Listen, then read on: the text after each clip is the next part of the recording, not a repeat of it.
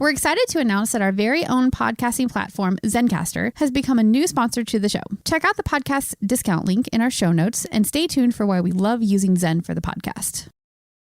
You're listening to the Archaeology Podcast Network.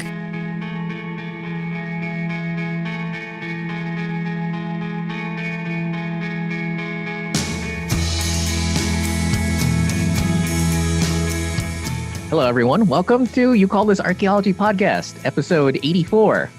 Corona edition episode, I don't know, 8? Corona edition. Have we done 8 episodes in the coronavirus timeframe? Actually, I don't think so. I hope not. Although it feels like maybe we have.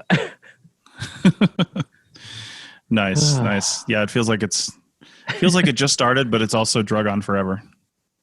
True. Especially now that people don't seem to be taking the safety precautions as seriously-ish. Yeah. Hey, I don't think my mic is coming through the live stream, Richie. Oh, whoops. Hang on. I actually muted you for a sec. You should be coming through now, or at least in 30 seconds from now. Right. Yeah, there you go. I can read you now. Okay. Yeah. All right, then. Well, as Richie said, yeah, welcome. So I'm looking at 2 different screens here. So you see me looking off screen here at the live screen so I can pay attention to what's going on here. But Richie's also got this super cool I just saw my comment come through. Richie's got this super cool comment stream coming through from several different sources. So that's kind of neat. Yeah. And it worked great last week. Yeah, it really did. I liked it. They were all from Facebook. It'd be nice to get some of those. If anybody's watching on YouTube or Twitch, hey, comment, because we're coming. The comments are coming through on the stream and coming through into the same stream. So that's pretty cool. Yeah. You know what? I'm also seeing live captions on Facebook. Wait, really? Yes. Wait, what do you mean? Literally never seen. Well, I've got the video up here, and I clicked it so it's not just playing in a feed, so it's coming up so I can watch it. And then I've got the comments where I can make on the side. But underneath the video, everything I'm saying is being captioned and displayed on the bottom outside the video. Yeah, that's insane. Interesting. Maybe that's a new update, because YouTube does that too, or can if you want. I don't usually don't want to. Yeah, I don't think we have a choice to turn it on or off because it's just on. So, yeah, I mean, it's cool seeing it. It's going really fast, though. You'd have to be a pretty quick reader to follow that, because it's only displaying about 5-6 words at a time in 2 lines, only 2 lines. So it's going pretty fast. Yeah. Oh, before. Anyway, yeah. Go ahead. No, go ahead. I was gonna say, did you check out that Facebook posting on? God, I always forget which group it is. The one where someone was asking for apps, and for the first time, unsolicited, people are mentioning WildNote. Really? No, I actually didn't see that. I've kind of I kind of went dark this weekend on a lot of social media stuff, but I'll have to check that out. That's really cool that it's making some traction. Yeah. It's like, by 10 years from now, archaeologists will be where everyone is today, as far as technology goes. This is one thing I've told WildNote, the people at WildNote, as far as the importance of going to conferences and stuff, is because WildNote right now has made the business decision, while we're continuing to obviously support archaeology. Active sales in archaeology have kind of fallen off just a little bit, because we're in a rapid growth period as far as trying to get the app stable. The app is stable, but obviously every application needs to become more stable through time as you add features. So, and we've added a ton of cool features this year, even just some in the last few weeks that I'm just kind of playing with, and they're really super cool. They make it really easy to edit data, to manage your locations, and for archaeologists that means site numbers, stuff like that. Anyway, this isn't a discussion about WildNote, but my point is, I've told them that even if we're gonna back off active progress on sales for WildNote, that just means that doesn't mean that we're still not selling it. We're not.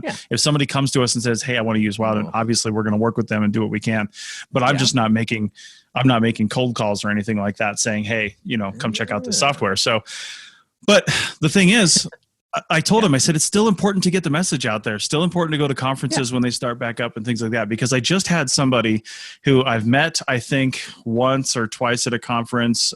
She's been a guest on other podcasts on the APN, but I know her on Facebook mostly. And I remember she works for a company in Southern California, and I had talked to her a couple of years ago about WildNote, just because that company's a decent size, and they do a lot of work. And I told her, I said, hey, do you want to have a quick demo about WildNote? You can bring other people in. And she basically said, it's cool and all, thanks, but this company will never go digital. So I'm like, yeah, okay. I hear that. I literally hear that all the time. So I'm not offended, whatever. It is what it is. But then I get a Facebook message last week that says, hey, we've got a project coming up that we're going to need WildNote on. Can we talk? I'm like, that's why we stay visible, because when you are ready, when you are prepared to do this, you know who to contact, and that's why people have swag too. So you can hand it out at a conference. Not that you want people to like have your logo all everything, but when they're sitting there a year from now thinking of digital archaeology going, man, is there an app out there I could use? Well, yes. Matter of fact, there is. It's written right there on that coffee mug we gave you, or it's written right there on that pen or that flash drive or something like that. And it just stays top of mind, and that's why people do swag at conferences. It's the reason why people use use Word, even if they have a Mac. I mean, it's out there and it's well known. I mean, that's really what it is, and they stay top of mind with advertising and persistence. So I mean, does Mac still have that that word processing program? I even forget its name. Pages has actually come a long way. Has it? Pages isn't. How do I put this? Pages isn't nearly as fully featured as Word, and neither is Numbers, their spreadsheet equivalent. But you know what, Richie? Most of the time when you click into Word, you go to do something. What are you doing? You're just typing up a document, right? You're not doing anything super crazy. If I was going to start writing a book again, I would probably do that in Word. In fact, I might start in Pages, just because Pages integrates with all my devices a little better. But then when it really came down to formatting, I would switch it over to Word. And really the reason is Word has a lot better tools for like table of contents management, where you can hyperlink to different pages, things like that. And you do it automatically using the table of contents and headers features, right? So it's Pages can do that, but it's just not as good. But what Pages is it's basically it's the essentials. It's the essentials of what you would need probably 80% of the time. That 20% of time where you have to do something more special and you have to do something crazier, then go over to Word. I do the same thing with spreadsheets. If I've got to do do some really detailed spreadsheet work, then I'll go over to Excel. But if I'm just doing something quick where I just need a quick table of data or even some quick formulas or something like that, I have no problem using Numbers. Oh, really? No problem at all. Instead of using the Google suite of free stuff? Well, Google just requires me to go online and do all that stuff in a browser. And sometimes I just don't want to do everything in a browser. Browsers tend to bog down your system. I've got a lot of tabs that are saved that are sometimes open. And when you're trying to do a lot of work and you're keeping a browser like that open for a long time, it can really start to bog down your resources. So, while I have no problem with Google Sheets, and I use it when it's definitely the go-to for a collaborative document. I don't use it for personal stuff where I just need to quickly do something. So, of course, the problem with Mac software, if you're going to share it with anybody, is no one can open it. Well, obviously no one can open it, but you can share Pages files as Word documents. You can even share them as older doc files and newer docx files. Same thing with Excel. You can share them as XLS files or XLSX files. But like all conversions, it's not perfect. There will be some issues with the conversion. And if I'm trying to share an Excel spreadsheet with somebody and I have to export it out of Numbers, there might be some problems with the formulas or the linking between sheets or, something like that. So I'm just noticing this, just noticing that the closed captioning here has, it took XLS file and said X files. Well, may as well be. Yeah. So anyway, how you been doing the last week? Have you been outside much? I see you're getting to-go cocktails and canned on the fly beers. Well, I mean, I haven't been intending to go anyplace. It's just every time I'm out for my bike ride, I see someplace new that's open. Mm-hmm. So, when I went to Brewer's Cabinet, which is a place here in town, I was like, they said they're open. So I stopped by. And then here's the crazy thing. I ordered my porter, and I thought he was just gonna put it in a cup or something and bring it to me.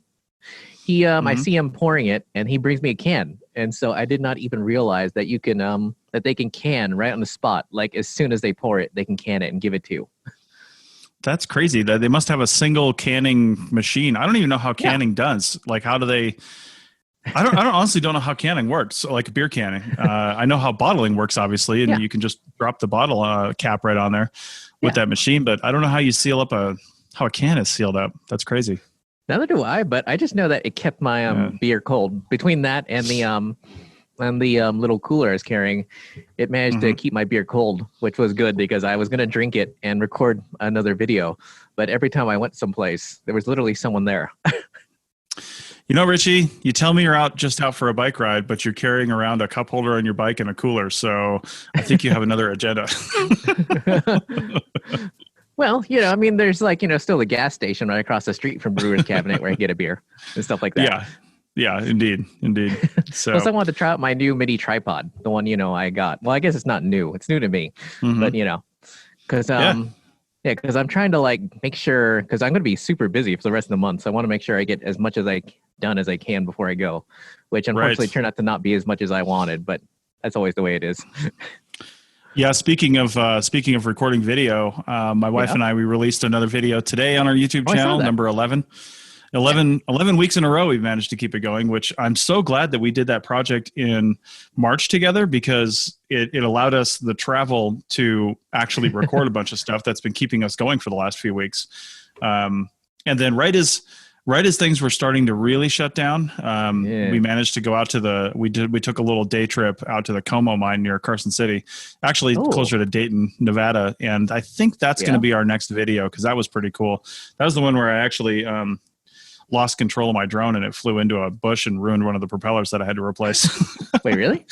Yeah. I think I talked about that on an episode right after we did that because it got caught in the wind and it's so light, 299 grams. It says right on the side of it. It's so light that I couldn't do anything. It got caught in a wind gust going up a canyon and it just pushed it all the way back. I was trying to control it. What I should have done was just killed it in air. And so it dropped. But I could see it kind of. And then I could see the video for sure, but it was flying backwards from the video, and it just, as the canyon raised in elevation as it went back, the drone stayed level, so it eventually just hit the bushes as they kind of came up into it and then stopped. But they have GPS on them, and even though I didn't have a signal on my iPad that was printing a map, I could flip over to the map and see exactly where it was from a how close am I to it standpoint. So I just kept it up and I walked straight to it. I mean, it was easy to find. But when it went into these bushes, they were like sticker bushes, and it just linked to our new episode. It was like sticker bushes, and it chewed up two of the props, and I got 4 extra props, so that's not a big deal. But it chewed up 2 of the props. So did you download the new firmware update for DJI? Yeah, for the mini, they just issued one last week. I was seeing all over YouTube. People were testing it out. Apparently, it gives you manual control over the cameras. Well, you already have some manual control over the camera. I wonder what additional control it gave you, because you can flip it up and down, which is the only thing the mini camera can do anyway. Oh no, and let's see, exposure or manual exposure controls. The other cameras have that already. It was kind of, I did notice that it didn't have because you have focus control, I think, but it didn't have exposure or anything. So that's pretty cool. Yeah. Oh, cool. I'll have to do that. I actually haven't turned the drone on in a couple of weeks. So, man, if you had a bigger drone, you could whatchamacallit. You could you could get your food to go or something. I couldn't though, because these drones won't take off in my house. I'm in the path for one of the runways of the airport. I tried turning this mini on in my house right when I turned it on, right when I got it, and it wouldn't activate. Oh my God! Last night. Speaking of drones, last night I was watching. Oh God, what was it? The latest Bad Boys movie, which was an adventure in itself, just because of how many people were there who had never been to a drive-in before, apparently. But in one of the scenes, they had, oh God, I always forget the name of it. The original DJI, the one with the fixed legs and it used to be white and everything. Yeah, the Phantom. Yeah. Yeah. And basically they had it flying around the inside of this last gunfight shooting people, and I'm like, wow, how can a drone that small and that light mount like guns and all the ammunition? Right. Yeah, that's insane. Hey, man. Also, Will Smith doesn't look nearly as old as I think he is. I feel like he's like, I don't know what age he is, but I feel like he's pretty old. He's got to be 50 something. Yeah. He keeps himself in pretty good shape. So, hey, I wanted to mention you posted our latest video that we released today, but you also released another video this week. You're on fire with your schedule. I'm going to link to that right now in the show notes. Yeah. So why don't you tell us a little bit about what is it? A super beginner's guide to field clothing, I think. Yeah. Well, the thing is that I was out, God, it feels like a million years ago now, but it's only October that I was out on a survey project. And October that I recorded all these, just in case people are wondering how long in advance I record these things. But I just noticed a whole bunch of things that people were doing that don't necessarily make life easier in the field. Yeah. Like it's a good concise video. I like it. It's got a lot of good tips in it. Although it's interesting, whatchamacallit. I was watching, the reason why I shared it out so late is to how can I put this, is to judge the metrics as I'm going along. Because, because the important thing to YouTube is how many minutes people watch and the click-through rate. So basically, as they're scrolling through YouTube, how many people actually click on it. And I noticed that when I posted to Facebook, people basically watch like a few minutes of it or a few seconds of it and then click off, and then people who were just finding it and clicking it were actually driving up my my retention rate, which was interesting. That is interesting, and I'll tell you from my own experience, not necessarily with your videos, but from any YouTube video I see on Facebook, is you can't see any information about it. Length or anything like that. Like when you're scrolling through YouTube, usually the length of the video or something is like superimposed on the video. And a lot of times, like if I'm looking for something on YouTube, like if I want to know how to do something on software or something like that, and I look it up, if I see a 45-minute video that's explaining the one thing that I want to know, I'm not even going to watch it because I know it's going to be 42 minutes worth of garbage and 3 minutes worth of what I actually need. Right. But on Facebook, if I see a video that I want to click on, I might not have a lot of time right now. Maybe I'm sitting at a stoplight, and maybe I'm sitting in my couch, but my wife went down to grab a drink or something and come back, and I don't have 10 minutes to watch a video. So I'll click on it, and then I'll see how long it is. I might watch a minute of it or something like that, but then I'll turn it back off and go back to scrolling and just remember it or share it or save it for later.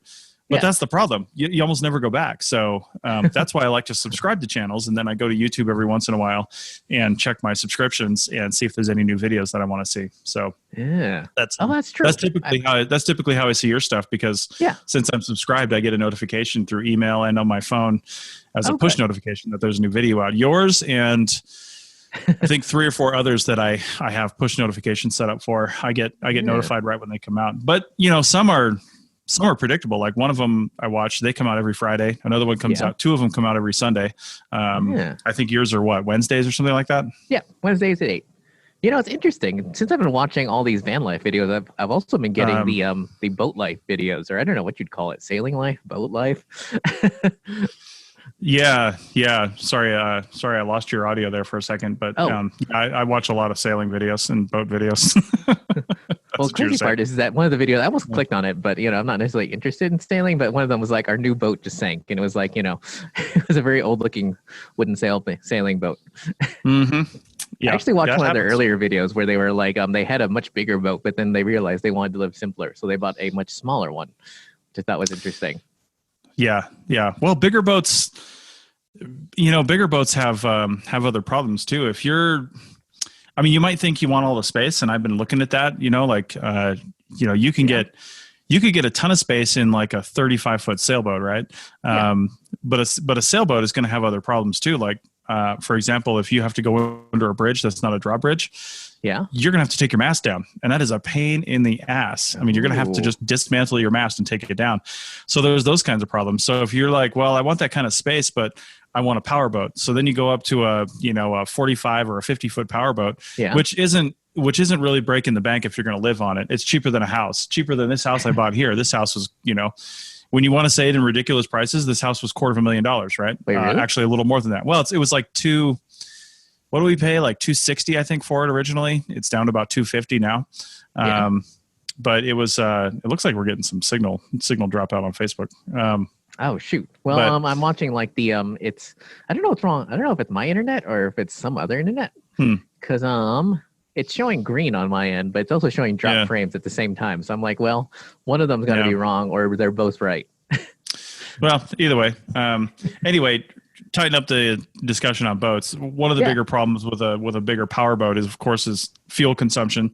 You're going to have a 500-gallon gas tank. Just imagine how much that's going to cost to fill up. And it only it's not really miles per gallon, but you're not going very fast and you're burning a ton of fuel.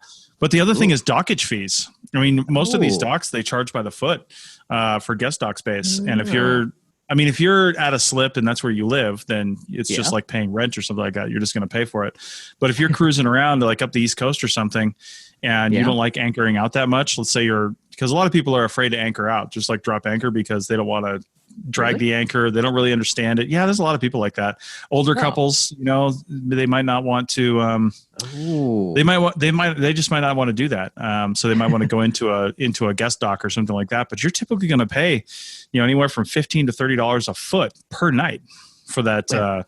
Wait, really? For that guest dock? Yeah, I mean it can be expensive. So, it's not cheap. I can almost see why you'd want to switch to an RV. Well, yeah, but RVs have their own problems too. You can't just park an RV wherever you want either. So, Chris Webster here for the Archaeology Podcast Network. We strive for high-quality interviews and content so you can find information on any topic in archaeology from around the world. One way we do that is by recording interviews with our hosts and guests located in many parts of the world all at once. We do that through the use of Zencastr. That's Zencastr. Zencastr allows us to record high-quality audio with no stress on the guest. Just send them a link to click on and that's it. Zencastr does the rest. They even do automatic transcriptions. Check out the link in the show notes for 30% off your first 3 months or go to zencastr.com and use the code TAS. Looking to expand your knowledge of X-rays and imaging in the archaeology field? Then check out An Introduction to Paleoradiography, a short online course offering professional training for archaeologists and affiliated disciplines. Created by archaeologist, radiographer, and lecturer James Elliott, the content of this course is based upon his research and teaching experience in higher education. It is approved by the Chartered Institute for Archaeologists as 4 hours of training. That's in the UK, for those of you that don't know. So don't miss out on this exciting opportunity for professional and personal development. For more information on pricing and course structure, visit paleoimaging.com. That's PALEO imaging.com. And look for the link in the show notes to this episode. I mean, that's one thing Rachel and I have been looking at is a trailer versus an RV because, if you had a 30, 35-foot RV and then we're towing a vehicle behind it, you're still up to close to 40 feet, and there's very few pull-through spots that are going to be that long if you're going to stay at a campground or an RV park. So, RV parks should have them, but not campgrounds. So, and also, I know that they sell little motors you can attach to the RV to haul it around to get it moved around. Really? Yeah. Wow. Jack it up and move it around? Yeah, you just attach it where the hitch goes and then it'll move the RV. But obviously that also is big weight in itself. Oh my God. It would have to be super robust because, those RVs are not light. So it depends. I could, my little RV, my little camper, I could move around. I could just pick it up and move it around. Well, a camper trailer is different. Those are designed to be lighter, a few thousand pounds typically. Yeah. But a real big RV, I mean. Oh, well, I meant the campers basically. Yeah, camper I could see. You're totally right. I could definitely see that. But yeah, no, I'm talking about a full-size gas RV. And if you had a diesel RV, typically it's a diesel pusher, they call them, the diesel engines in the back. So I can't imagine what the back end of that RV weighs. It's got to be 6,000-7,000 pounds just for the rear end. So true. Anyway, speaking of RVs, have you been looking online at some of these forums? Because one of the things I learned is that one of the reasons these RVs drop in value so quickly is because they're so badly made. Yeah. Well, that's why you don't buy a new one. You buy one that's 2 or 3 years old. So somebody with a warranty had everything fixed and they sucked up the depreciation as well. So not only do you not get the depreciation, but somebody else fixed all the problems. You still have to check it out though, because it's either that or they got an RV and they got frustrated by the problems and then it sat for a year or two because they couldn't bring themselves to sell it. and then they sold it without fixing anything. So, but that's the same thing as like a new house, except it's worth as an RV. But a new house is typically, unless you had like a really high end builder, even then, I mean, you're going to have problems when you buy that house. There's going to be issues, and houses have warranties on them when you first buy them. If you buy them brand new, and you can get a warranty on we have a warranty on this house. Actually, you can buy a home warranty on an older house too. Our house was built in 1978, and we have a warranty on it. It covers, like, if our air conditioning breaks this summer, we have a deductible, but it's covered. It's covered if that happens. So, wow. Yeah, totally. And the home warranty, it's like buying renter's insurance. Like you can have, I don't know if you have renter's insurance where you're at now, but you could probably get renter's insurance on your place for like $200 a year. And it covers all your stuff. Like if your neighbor upstairs overfills their tub and floods your apartment, you'd be covered. So, it's good to do that. But a home warranty for our place only cost, God, what was it, like $450 a year or something like that? So that's not bad. Yeah, it's not bad at all, to be honest. So wow. By the way, I was gonna say, I've been spotting interesting rigs around town, but it makes me wonder if that's the reason why old VW camper vans cost so much money. Yeah, like even super old ones, because I know that they were really well built when they started. I mean, obviously, you still have to own a Volkswagen, depending on how you feel about that.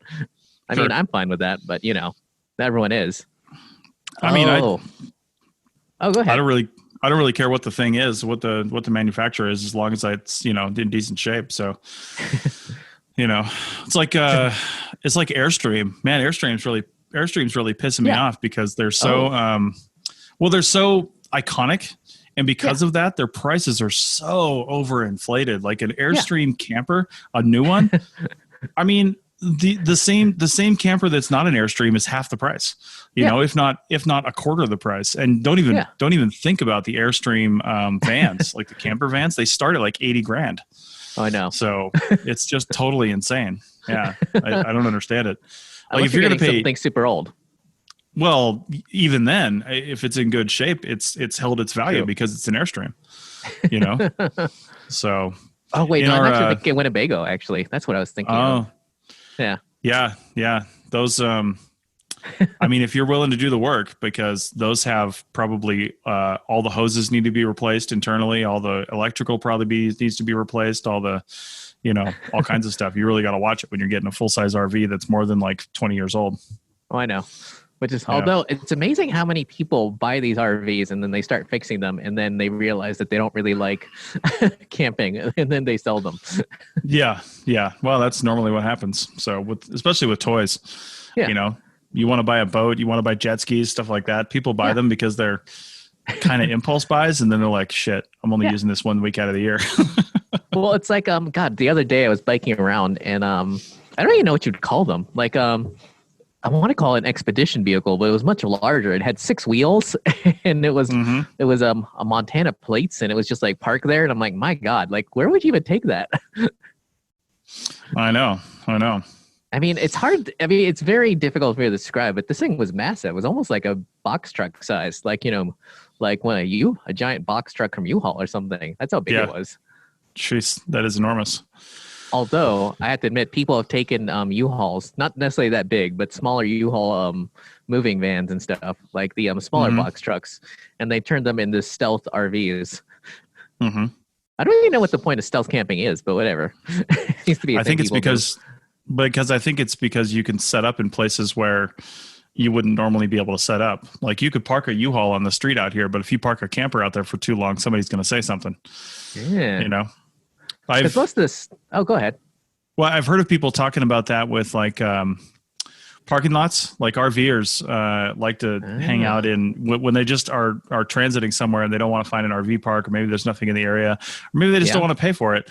They'll set up in like a department store parking lot or something like that, but they won't put their slide outs out and they won't put their awning out and stuff like that, because that says a little bit more permanence and just lets somebody know that somebody's actually sleeping in there, because it's not typically legal to sleep in a parking lot, whether you're in your car or in an RV. There's no difference as far as the law goes. But there are some places, and keep this in mind if you get your camper trailer out and you're moving around. I don't know anything about the particulars, or as far as I know, they're still doing this because one of the RV groups that I follow, they talk about it all the time because people have had a hard time. The liveaboards, they've had a hard time finding places to stay when everything closed down. But Walmart, as much as I hate Walmart and I never go there, their official policy is you can park overnight in your RV in a Walmart parking lot. And, they don't want you to overstay your welcome. I mean, don't stay there for a week, but if you got to stay there for the night, they're not going to say anything. You don't even have to go in and tell them. It's okay to stay there. So, I'm sure if people have been out and about, they've seen fleets of RVs at Walmarts because other places were closed, especially in places where there's more of an RV community, probably down south in Florida, stuff like that. Interesting. So, I wonder about that. I haven't been to haven't been to a Walmart in a while. Yeah, me either. So I don't even really go buy one anymore. There's not one on like custom route or typical routes that I do. And George, who's watching our stream, says it really helps if you stencil a fake company name on it too. Oh my God! Just like you were running a like an FBI sting. Hey, I've got this probably, I think it's 3 foot long by probably 12 or 15 inches high, magnetic, kind of a magnetic stick-on for dig tech for my company because I had to have that. I had to have the name of my company on the side of my truck for a project. Yeah. And so I bought that from some website, probably some Cafe Press or something like that. Or where did I get that? What's the one everybody gets their business cards from? There's the Microsoft one. I always forget what that one's called. Yeah, I can't remember what it's called. Anyway, but they always give good deals. Yeah. So anyway, so I have that, and I still use it when I go on some projects, but I could easily affix that to the side. Of course, it wouldn't fit on most RVs because they're not metal on the outside; they're fiberglass. So I'd have to find some place where I could actually put it. Oh, and I see you put the link in here for advice on Walmart overnight camping. Vistaprint. Bah.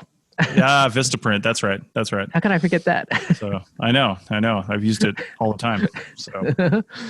You know what's interesting? Yeah. Obviously I'm getting ready to go out, tomorrow. Yeah.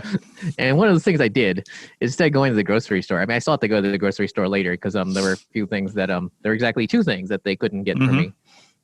But the thing is, it saves so much time and it's so handy and it costs relatively little money. Like no matter how many bags you get, it's still $6.95 plus tip. So I'm like, wow, I'm never going to go into a grocery store ever again. Makes me wonder how many people are not going to bother going to a grocery store again. I'll tell you what, I don't want to. Every time we browse, I get more stuff than I wanted. But if I just get what I need online, then they just deliver it right to me and I don't end up with impulse purchases.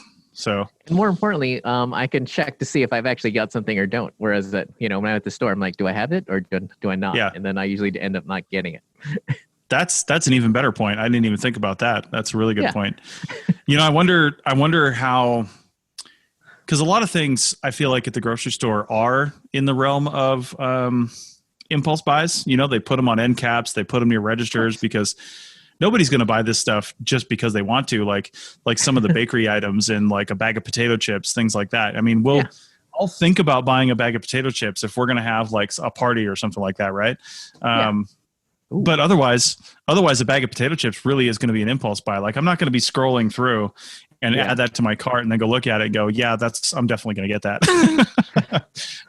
But if I'm just walking through the grocery store, I'm going to pull it off and sure. Yeah. Why not throw that in the cart? So I wonder how some of those retailers are going to deal with that. From a same way profitability Amazon standpoint. Deals with it because people buy all sorts of crap they don't want from it. They didn't necessarily need from Amazon. Yeah, that's true. They've got really good placement on their pages. And hey, this is just everybody that bought this also bought this. What do you think about that? And like, that's how I got these. So, can you see this at all? Oh, and I can see it now. Yeah, it's four tripod mount tops for the GoPro camera because we only had one of them. Yeah, it was like $6 on Amazon. Because I bought I had to buy them individually, but then I got the metal ones or the aluminum ones. Yeah, these are not high quality. This was like $7 for all 4 of them, but I just needed something I needed something real fast that was going to work, and I'm pretty sure these are plastic.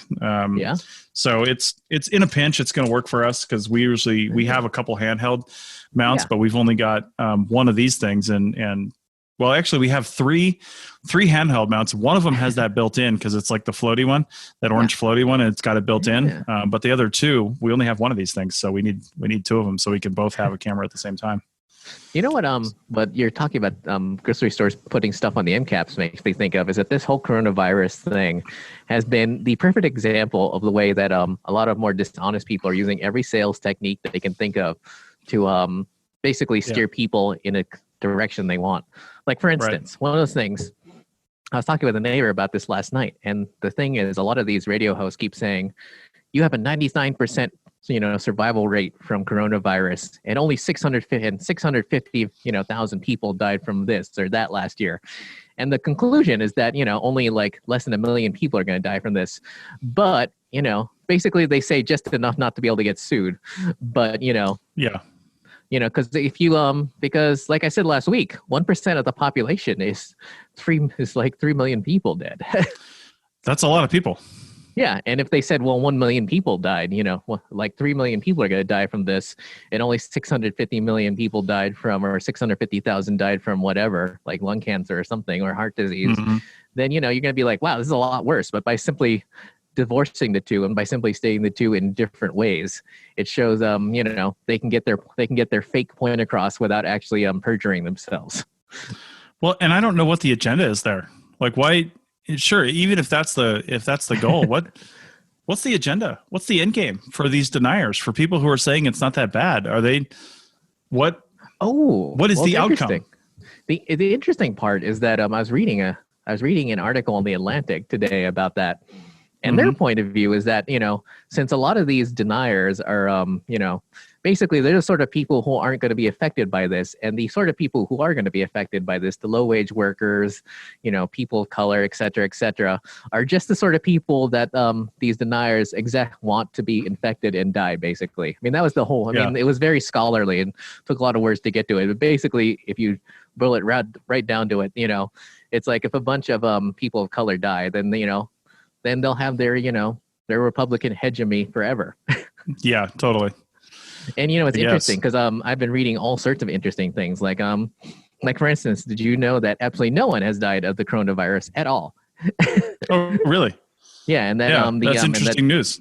Yeah, and that doctors and nurses are all part of mainstream media now, and that they're all just like trying to, pretend that all these people died when they probably just died of something else. Great. I'll tell my brother-in-law that, who's working at Mount Sinai in Manhattan. I know. So they're the biggest liars of all because they're not letting anyone to New York, so no one can see that that no one's dying. yeah, clearly. So. Oh my God! Crazy. Speaking of deniers, by the way, I saw you renewed your Costco thing, and you posted something about people who are not renewing their Costco. I was wondering, what did you hear about that? Dude, I saw a news report that day about Costco. Costco put out, as we're recording this on May 10th, Costco put out like a little over a week ago that they made it mandatory for anyone coming into their stores to wear a mask and or some sort of face covering. It doesn't have to be like an N95. It just has to be a face covering, right? Yeah. So they said that, and they said they were going to be enforcing it. Like, it has to cover your mouth and your nose. Yeah. I've seen so many people. Like, I had to go. Where was I at? I was out. We were out somewhere. I was going to talk about this, but we were out somewhere a few days ago. Yeah. And I saw people with like that kind of cheap mask that was going around, but they had either their nose uncovered, so it was like down here, or they had their whole face uncovered. It was just like over their chin. And I'm like, what are you actually doing right now? Like, are you just satisfying the mask on your face requirement, even though it's not even a requirement anymore? Anyway, Costco comes out with this, and I saw this news report how a bunch of people were taking to Twitter and tagging Costco and saying, this fascist stuff, I'm not gonna renew my membership. I'm gonna go to Sam's Club instead, or something like that. And coincidentally, like the day before, I had just renewed our membership online because it's been expired for like a month and a half, and I keep forgetting it. It's been expired since the last time we made an order, and so I went and renewed it, and then I just had to post and tag Costco and be like, listen, because I had also seen some something on Facebook about shopping carts too. And I'm one of those people that always puts their shopping cart away. And, in order to even help myself out with that, I always try to park near a cart corral because I don't want to go halfway across the parking lot to deliver my cart anyway. So I'll always try to find a parking spot near a shopping cart corral. And also, not only do I return it, but I always pull a cart from the corral just so they don't have to take one more cart up to the entrance, right? I always pull one from there. Or if somebody's left one in the parking lot, I'll grab that one. I almost never have to get one from the actual store because they're always in the parking lot. And I saw this whole thing about how, shopping cart is the one way to tell whether or not somebody cares about society, because it's one of those things that's really for the better good of everyone. And that it's for the better good of everyone to actually put your cart away rather than leaving it as a danger where it can blow into somebody else's car or somebody can hit it or something like that. Yeah. But there's also no regulation. So it's something that you do out of the goodness of your heart for society that nobody is going to A, praise you for, or B, get in trouble for. So it's really just something you do to be a good person. And it's the great equalizer. And I saw that right before I saw the Costco report. So I had to put something on Twitter and be like, listen, these people who are not renewing their Costco memberships, they're no big loss because they're also the ones that leave their carts in the parking lot. They're also probably the ones who also treat employees like human beings and don't like stand in front of the free sample God. trays and basically take everything. Man, I'll tell you what, the minute a good sample is you can tell the good samples, right? Yeah. Oh yeah. The minute like a new tray, excuse me, the minute a new tray is coming out, yeah, you get people just hovering around it. You may have heard my pitch for membership. It's a great idea and really helps out. However, you can also support us by picking up a fun t-shirt, sticker, or something from a large selection of items from our TeePublic store. Head over to arcpodnet.com/shop for a link. That's arcpodnet.com/shop to pick up some fun swag and support the show. Yeah. I should mention real quick too, we just got done, right before I started this, we just got done recording the 190th episode of the CRM Archaeology podcast, and our guest was Tom King. Oh yeah. And it's the third time Tom King's been on the show, and the first one was almost 8 years ago. And in fact, it was a little over 8 years ago, I think. And he was talking about the new proposed changes to the National Environmental Policy Act that he's been talking a lot about online. So it was good to talk to Tom about that. A lot of good points made. That episode, if you're listening to this in real time, that episode will be out May 20th. So that's in a week and a half from now. Oh God, how many hosts were on there? Because I saw you were asking if anyone else was going to be on. Yeah, I think people just had some busy things to do today. Well, I mean, it is Mother's Day. It is Mother's Day. You're right. But it was, but at least one of them that didn't show up doesn't have any children. So, there's that. But anyway, it was Bill White and Heather that joined us. So, oh really? Good. It was a good discussion. Yeah. People. Yeah. No, it was good. It was just the right amount, honestly. 3 of us plus a guest. That's if you get too many, then you don't get the other co-hosts don't get a chance to really respond or anything. So, yeah, and Amy just joined us, and she says, "Looks like I missed most of the show." Yeah, well, it depends. Amy, you can always rewatch this on Facebook shortly after it's done, right here. That's true. And you can also watch it on Richie's YouTube channel as well. Yeah, Happy Archaeology Fun Time. Yeah, so either place. Yeah, it's been interesting, like seeing my subscriber account go up, which is very thankful-ish. Is it doing well? Yeah, I don't know. Part of the problem is that since obviously I recorded all this stuff like months ago, and all the fun stuff I want to record, I can't do until this whole lockdown's lifted, unless I felt like driving, halfway across the street just to like make 3 videos. And I'm like, yeah, do I really want to? I actually thought about it, especially since it's like, tomorrow I was, normally when I go out and drive to a project, I can, record stuff on the way there and on the way back. But thankfully the company I'm working for is giving me the chance to drive out a work truck, which means I can get paid drive time. So, but obviously I can't I can't take this truck and suddenly I can't stop at some place, take a 20 or 40 mile detour to take videos. Yeah. What about when you get to the project area? Will you be able to take the truck after hours and maybe go places and see some stuff and record? We'll see. I mean, there's Yeah. actually where I'm going. There's actually stuff nearby, but it's like Nevada nearby. Yeah. Yeah. It's not like walkable typically. Yes. Yeah. I mean, there's stuff. There's sort of kind of stuff in town, but not really enough for a video. And much more importantly, they're like usually on someone's property. So like I don't want to be Right. crawling around someone's property. I mean, some of these other exploration videos do that, but I'm like, yeah, I'm not doing that. Yeah. Yeah.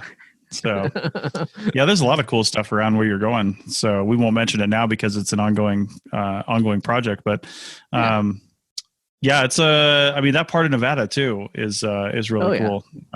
So Oh my God. Well, I mean, Anyway. oh God, I guess Virgin Valley was near there, but all basically far northern Nevada is always interesting in general. mhm. Although I don't know if that's far northern, like that's considered up north enough, but whatever. Right.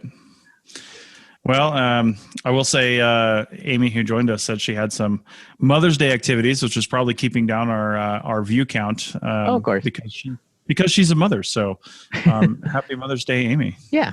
Happy And to Mother's all the Day. mothers out there that might be listening to this or listening to the replay. So, Oh my God. Now that I'm Yeah. looking through my notes, there's one thing I had to mention because we're talking about that Facebook thread about WildNote, but one of the first responses was from someone who said, don't use these online apps or these electronic digital apps because, information can always disappear, it'll eat data and blah, blah. And I'm like, how come archaeologists literally, we got all these degrees and we go to school for this long, and yet we're literally the only people dumb enough to think that if you put information online that it can still disappear. Because, if that were true, so many people would be so much happier, especially stuff, especially politicians.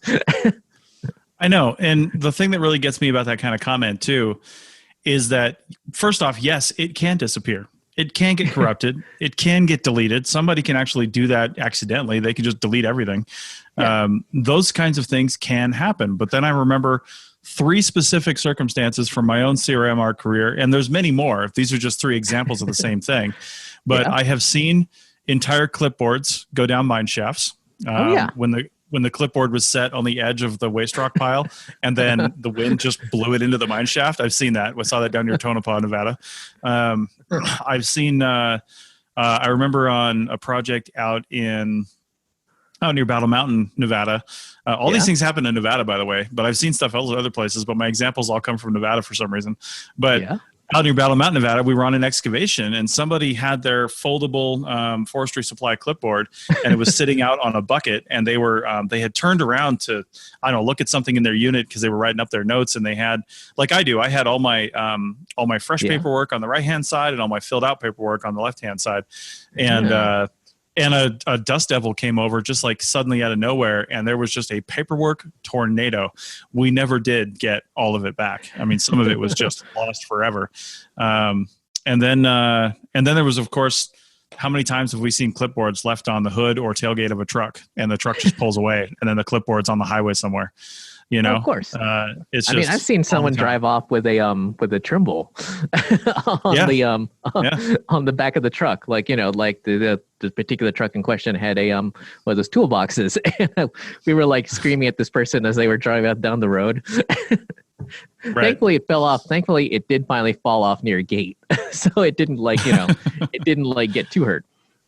But more importantly, Yeah. Oh, well, I was going to say, speaking of losing paperwork, we've all seen Write in the Rains where someone wrote in pencil and the writing is basically, you can't read it. Unreadable. It's completely smudged out. It's that's almost the same thing as information disappeared. They may as well not written it. Well, that's my biggest problem too. I'm not one of those lefties that writes with their hand all bent around. I write like normal, but because of that, I drag across the page. And when I used to write in pencil, because you couldn't write in pen on a writing rain, but when I used to write in pencil, I mean, it would just drag across the page and then get it all scuffed up. But on top of that, I'm a lefty and my handwriting is atrocious. So This is why I went to digital archaeology 10 years ago. The minute the iPad came out, I'm like, great, a way for people to read my writing. So, well, more importantly, like if you're using something like OneNote or Google Notes or whatever the Apple equivalent is, it backs it all up anyway. Yeah, totally. Yeah. It's like backed up in multiple places. That's right.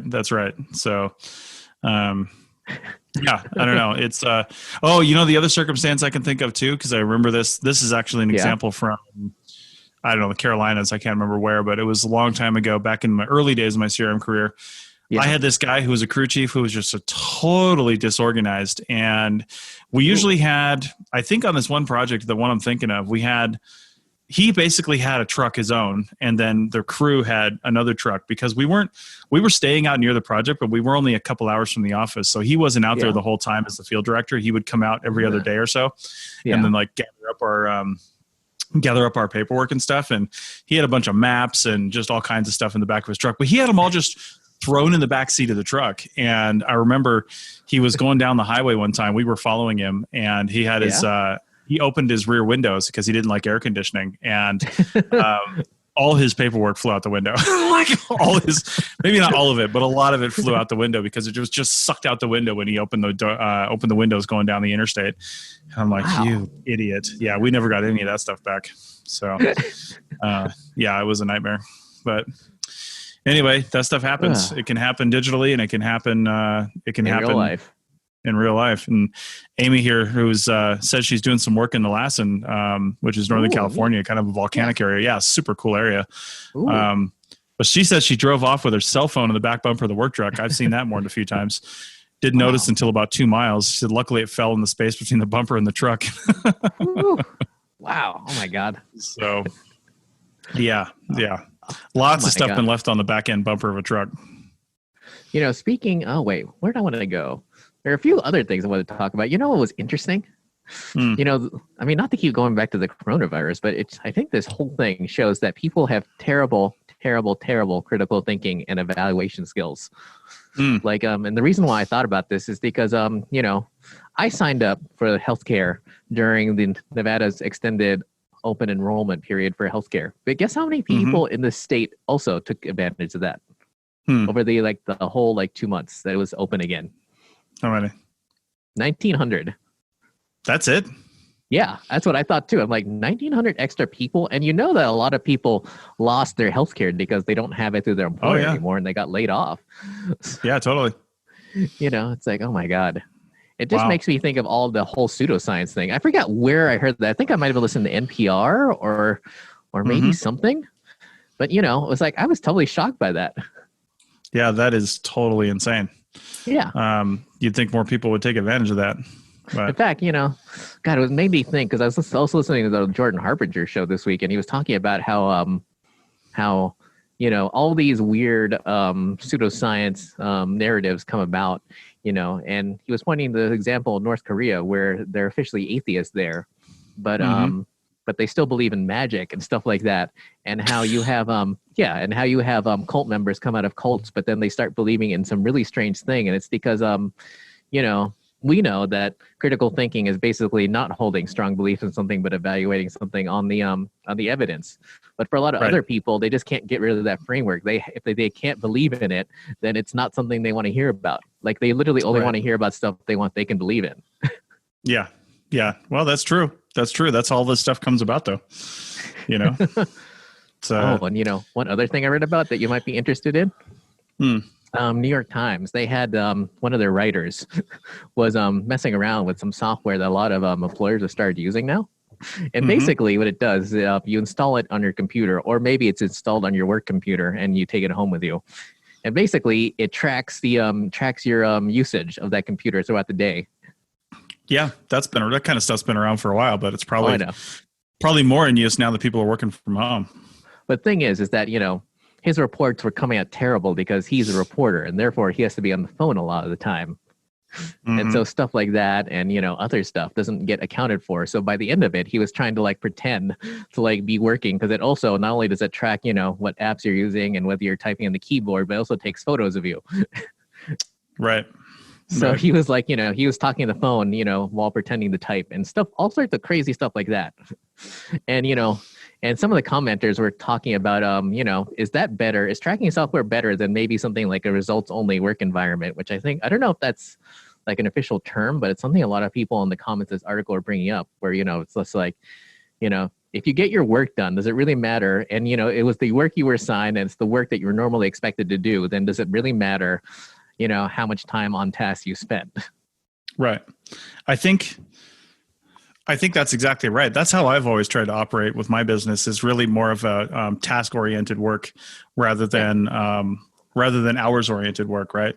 It's now, I mean, some things kind of have to be hours oriented because you just get as much done as you can in that period of time. Like if you're working in a warehouse or something like that, where the work never ends, or like, in a post office warehouse or something like that. I mean, or even like a restaurant or drive through or something. I mean, in those places, in those environments, you kind of just have to work the hours. You just have to be there. But in other places where you can do, results oriented work, that's how high end salary people do it all the time.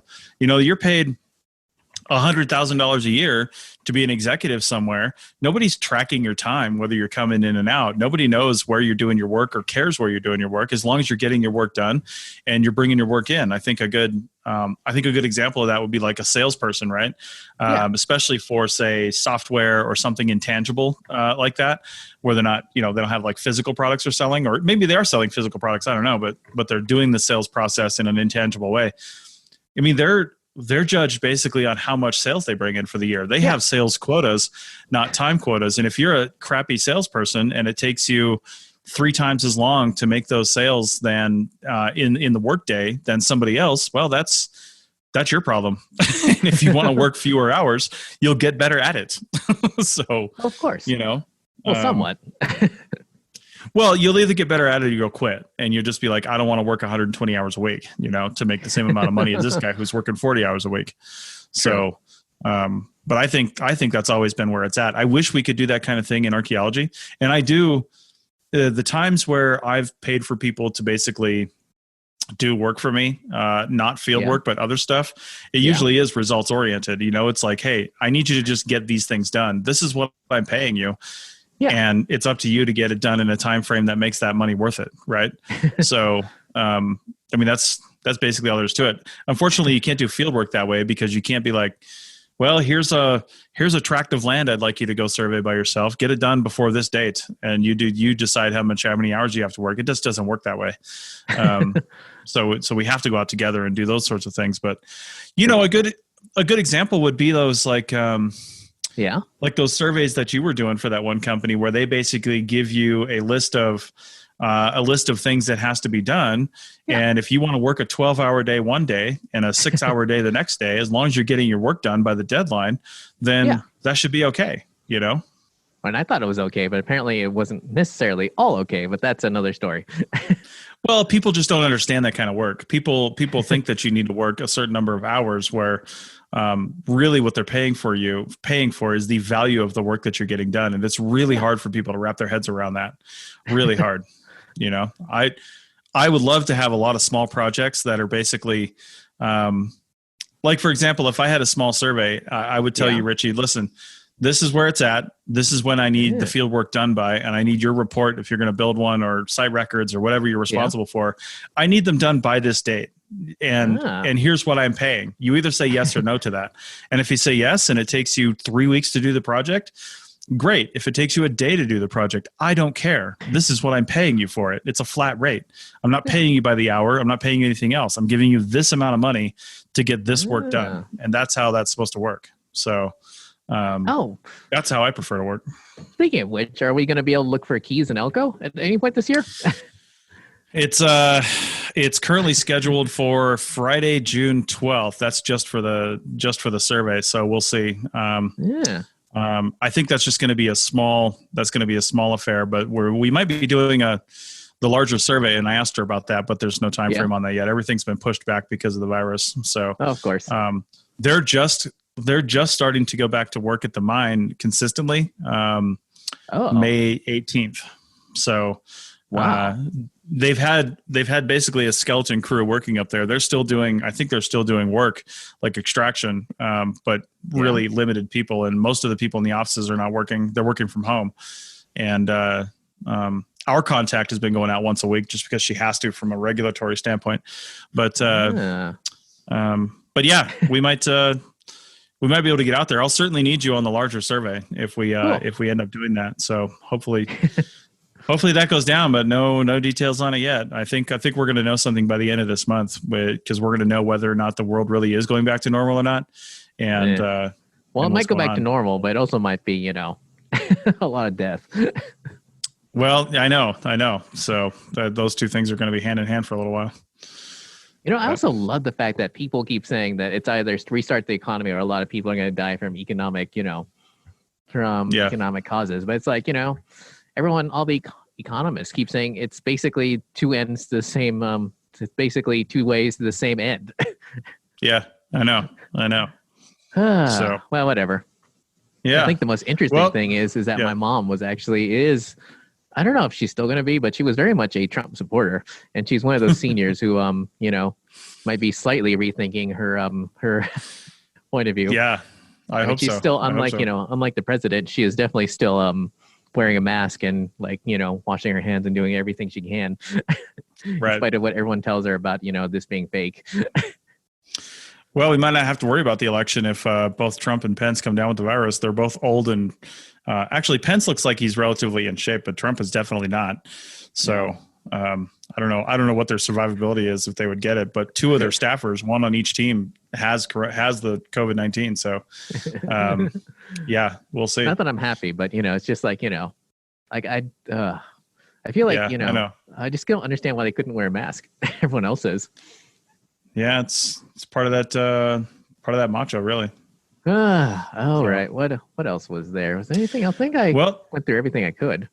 Yeah, I think we need to start wrapping it up. I got to get off and finish up some trailer maintenance on my boat trailer, so we can possibly go get that boat next weekend. We got to pick it up from California and bring it back to Nevada. I think next weekend's going to be a good time to do it. Oh, interesting. You get recertified to go into Lake Tahoe, or are you going to do something else with it? Yeah, no. When Lake Tahoe opens back up, we got to get the watercraft inspection done on it, and probably get the Tahoe only sticker back on it, so we don't have to do it all the time. And then because we're keeping it just down the hill from Lake Tahoe, so it's going to be good to do that. Although I would like the option to take it out to other lakes. It's such a pain in the ass because you got to get those inspections all the time. So interesting. So is Lake Tahoe more fun than just like riding around the bay, or the Delta? Lake Tahoe is a lot more fun because the Delta is dirty.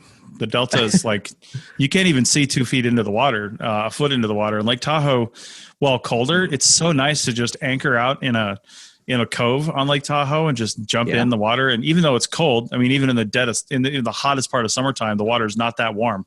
And, but you get used to it, and it's just, I don't know. It's just nice. It's peaceful up there, even with all the people. It's nice to camp up there on the boat too, to spend the night because the lake really calms down. There's nobody out. It's just a really good time. So, yeah. Oh, before I forget, are you going to start? I mean, were you still thinking about doing that podcast about Lake Tahoe or not? Yeah, it's really going to depend on our summer schedule and what happens there, and honestly, the usage of the boat, because this nonprofit, I think I've talked about them before. This nonprofit called Clean Up the Lake. You can find them online. They're doing a scuba diving expedition around the entire lake, where they're picking up trash basically, and they're using WildNote to record everything. And I've been helping them get all the forms together, but they might actually buy my boat. So because they need a boat. Yeah, I told them they could use it, but I was like, listen, we kind of want to sell it because we're either going to look at an RV or possibly a different boat. And so they might actually use some of their funds to buy it. But I don't know how that's going to work because the project has been pushed to 2021 and they're just doing a 2-week pilot study on 6 miles of the lake at the end of August, the last 2 weeks of August. So I'll be out there for that, probably driving the boat for them and, for the divers, and then helping them out with WildNote at the same time. So, but we'll see. If we keep the boat all summer, then I don't know what we're going to do. Yeah. Oh, there it is. Finally. Sorry, I was looking for an article, but they're all like, you have to pay for them. I'm like, no. For Clean Up the Lake? Yeah. Oh, you should be able to find their website. I can't remember what it's called. But wait, Clean really? Up the Lake. Yeah, Clean Up the Lake Tahoe. I know they have a website with some information on it. Yeah, So, shoot. Well, there is one called Clean Tahoe Program or cleantahoe.org. Oh no, you found the right. You found the right article. 72 mile underwater cleanup. That's definitely the article. Oh, cool. But they should have a website somewhere. So they have a good Instagram feed too. There's called Clean Up the Plastic or something like that. That's like the overarching organization, and then Clean Up the Lake is kind of what developed out of that specifically for Lake Tahoe. Interesting. Yeah. Wow. So interesting. anyway, yeah, it's a really cool project. So wow. Cool. All right. Well, speaking of, let's call it so I can go do some work. And all right. We got to navigate that nastiness that's Lowe's Home Improvement. There's always so many people there. Luckily, most of them are wearing masks, but I got to get a new hacksaw blade. So, oh wait, really? Yeah, the old bolts that hold the boards on that I'm replacing on the trailer are completely rusted. And I ruined the last hacksaw blade I had on Friday, replacing one side, just totally flattened it. So I got to buy a new blade and cut the remaining 4 bolts off. So interesting. Sounds like it's time to upgrade to a different tool. I know. Really, what I need is a grinder or something that I could just grind them off. But I don't use something like that consistently enough to spend $150 on it. So I'm just going to buy a $4 hacksaw blade and call it good. So all right. Well, in that case, man. yeah. All right. So another podcast comes to an end, and don't forget to check us out on Happy Archaeology Fun Time on YouTube, and I've also got a Facebook page and a web page. Yeah, and if you're watching this on Facebook for the APN, then Archaeology Podcast Network on Facebook at, I said that totally backwards, but facebook.com/ArchPodNet, ARCHPODNET. And if you're listening to go ahead. Yeah, I would just say if you're listening to the audio of this on the Archaeology Show, thank you for that. We're still looking for a producer that can bring us in some guests and we can keep recording. But in the meantime, I'm just going to keep recording these and putting them up on the Archaeology Show because I like to get the audio out there. And but you can also watch these live at the sources Richie had, but also on Facebook. So just go there and like one of those pages and you'll know when we go live. And I was also going to say that it seems like new people are liking the Archaeology Podcast Network Facebook page every day. That's right. Yeah, we're getting a lot more likes every week. I think it's 20, 30, 40 likes a week sometimes, which is pretty cool. So, check that out. And Richie, so you're going to be in the field, so we're not going to be live next Sunday. But the week after, yes. The week after. Okay. So the week after we will be live. So it'll be 2 weeks. We're going to take a little break here. I don't know. Maybe if you have some decent internet, we'll still be able to do it. But we'll see. I mean, I've never tried the internet out from this. I'm going to stay at a motel I've never stayed at before, so I can't really, comment on the internet. Yeah, it's probably not going to be great. So we probably just take the week off, especially since I think we're going to be in California for the entire weekend. So cool. That'll probably work out. So, all right. Well, thanks everybody for joining, and we will see you in a couple of weeks. Thanks, Amy. All right. See ya.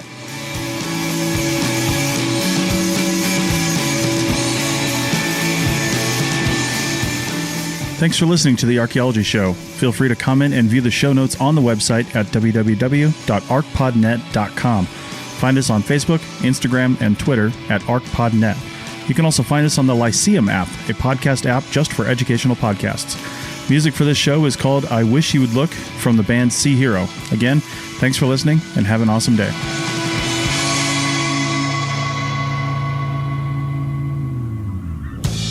This show is produced and recorded by the Archaeology Podcast Network, Chris Webster and Tristan Boyle, in Reno, Nevada, at the Reno Collective. This has been a presentation of the Archaeology Podcast Network. Visit us on the web for show notes and other podcasts at www.archpodnet.com. Contact us at chris@archaeologypodcastnetwork.com. Thanks again for listening to this episode and for supporting the Archaeology Podcast Network. If you want these shows to keep going, consider becoming a member for just $7.99 US a month. That's cheaper than a venti quad eggnog latte. Go to archpodnet.com/members for more info.